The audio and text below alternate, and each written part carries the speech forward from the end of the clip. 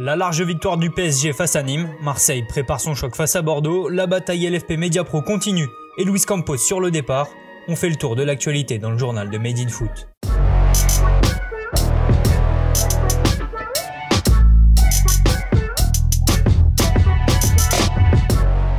Le PSG cartonne à Nîmes. Malgré les nombreux absents, Paris s'est imposé 4-0 hier soir au Costières. Les Crocos rentrent bien dans leur match mais sont rapidement réduits à 10. À la 12e minute de jeu, Landre vient essuyer ses crampons sur la cuisse gauche de Rafinha. Rouge direct et c'est logique, des espaces se libèrent alors et sur une contre-attaque, Rafinha lance Mbappé. Le numéro 7 parisien parvient à tromper René et ouvre le score. Auteur de plusieurs parades, le portier nîmois a été excellent hier soir et a longtemps empêché le PSG de faire le break. Mais après avoir trouvé par 2 fois les montants, Alessandro Florenzi va mettre les siens à l'abri à la 78e.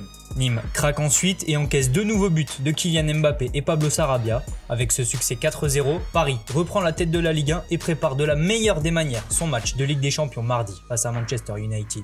Plus tôt dans la soirée, le leader rennais a été accroché par Dijon. Dominateur en première période, les Bretons prennent les devants grâce au premier but de Martin Terrier sous ses nouvelles couleurs.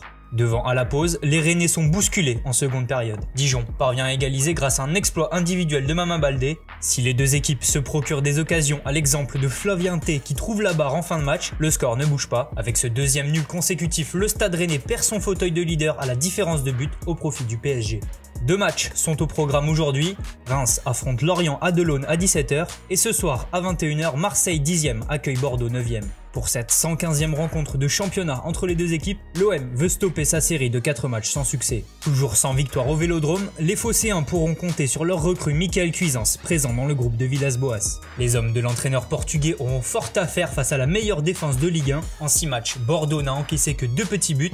Si offensivement c'est plus compliqué pour les Girondins, ils pourront eux aussi s'appuyer sur une recrue, puisqu'Atem Ben Arfa sera présent ce soir.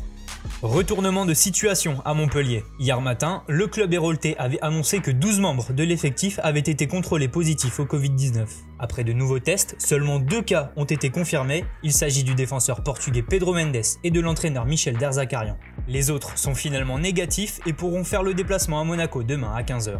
Luis Campos demande à quitter le LOSC. Selon le journal portugais Record, le conseiller sportif de 56 ans a sommé son président Gérard Lopez de le libérer de son contrat. Campos serait en désaccord avec la direction prise lors du dernier mercato et la politique générale du club lillois. Si Gérard Lopez ne souhaite pas le voir partir, le Portugais n'est plus apparu au centre d'entraînement depuis le début du mercato. Arrivé en 2017, Campos a réalisé plusieurs jolis coups dans le Nord, à l'image du transfert de Victor Osimhen, acheté un peu plus de 10 millions et vendu 70 millions d'euros cet été à Naples. Recruteur réputé, Campos est convoité par plusieurs grands clubs, son départ serait une énorme perte pour Lille.